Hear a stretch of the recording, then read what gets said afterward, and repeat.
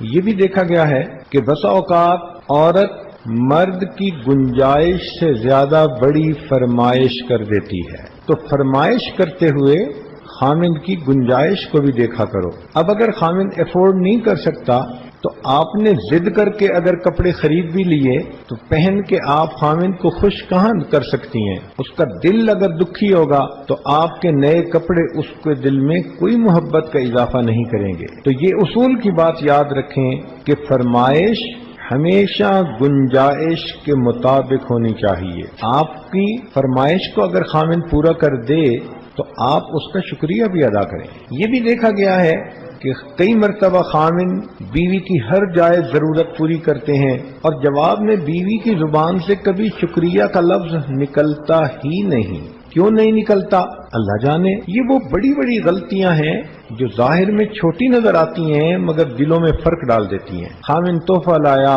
پھل خرید کے لایا، خاص کوئی چیز اپنی بیوی کے لیے لایا اور بیوی اس کی طرف توجہ ہی نہ دے، ایسے سمجھے کہ ہاں ٹھیک ہے آ گئی ہے تو کوئی بات نہیں، تو اس طرح اگر بے پرواہی کا اظہار کریں گی تو خامند کے دل پر اس کی چوٹ لگے گی۔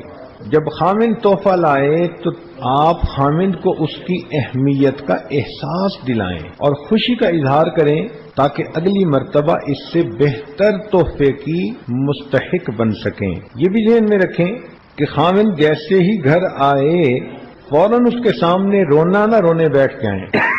پہلے اس سے بات چیت کر کے یہ پوچھیں کہ باہر اس کا وقت کیسے گزرا، وہ خوش گھر آیا ہے یا کسی بات کی وجہ سے پریشان گھر آیا ہے۔ یہ بات تو معلوم نہیں کرتی، بس خامند کو دیکھتی ہیں تو اپنا رونا رونے بیٹھ جاتی ہیں۔ پہلے آپ اس سے بات کریں، پوچھیں، فگر آؤٹ کریں کہ خامند باہر سے کس بیک گراؤنڈ کے ساتھ آیا، کوئی کاروباری پریشانی، کسی آدمی کے ساتھ ڈیلنگ نے اس کو ڈپریس تو نہیں کر دیا، اس کو غصہ تو نہیں دلا دیا۔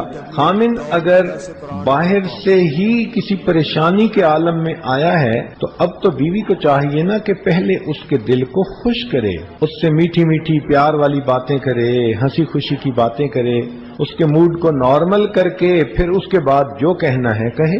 لیکن بے تکا خامند پہ نظر پڑتے ہی شکوے شکایتیں کرنے بیٹھ جانا، تمہاری امی نے یہ کر دیا، تمہاری بہن نے یہ کر دیا، میں تو اس گھر میں آ کے پریشان ہو گئی، تم مجھے کن مصیبتوں کے پلے ڈال کے چلے گئے، تو یہ تو الٹا اگلے کو اور زیادہ فرسٹریٹ کرنے والی بات ہوئی نا۔ تو یہ ذہن میں رکھیں کہ باہر سے آنے والے خامند کو پہلے بٹھائیں اور بات چیت کے ذریعے اندازہ لگائیں کہ اب اس کا ذہن فریش ہے یا نہیں۔ اگر جانیں کہ فریش ہے تو ٹھیک ہے، جو آپ کی جائز بات ہے ضرور کریں۔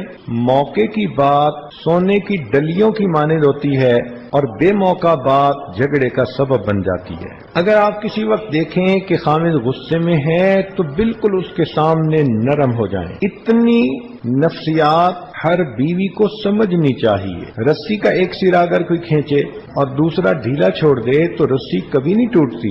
رسی تبھی ٹوٹتی ہے جب ایک سرا ایک بندہ کھینچتا ہے تو دوسرا سرا دوسرا کھینچنا شروع کر دیتا ہے۔ اب خامند کسی وقت غصے میں ہے، اب جواب میں بیوی صاحبہ نے بھی موڈ بنا لیا تو یہ تو محاذ جنگ کھولنے والی بات ہو گئی نا۔ اس لیے خامند غصے میں ہے تو آپ نرم ہو جائیں، اگر وہ ناراض ہے تو آپ اس کو راضی کرنے کی کوشش کریں۔ محبت کے ایک بول سے خامند راضی ہو جاتا ہے، روٹھا ہوا خامند مسکرا پڑتا ہے، تو آپ سمجھداری سے کام لیں۔ فقط یہ بات کہ میں خوبصورت ہوں یہ کافی نہیں ہوتی۔ خامند کا دل خوش کرنے کے لیے چھلکتے ہوئے دمکتے ہوئے حسن کی ضرورت نہیں ہوتی، سمجھداری کی ضرورت ہوتی ہے۔ اس لیے کتنی ایسی عورتیں ہیں جو شکل کی نارمل سی ہوتی ہیں مگر اپنے خامند کے دل پہ راج کرتی ہیں۔ اس لیے بزرگوں نے مقولہ بنایا کہ وہی سہاگن جسے پیا چاہے، جسے خامند پسند کرے وہی سہاگن ہوتی ہے۔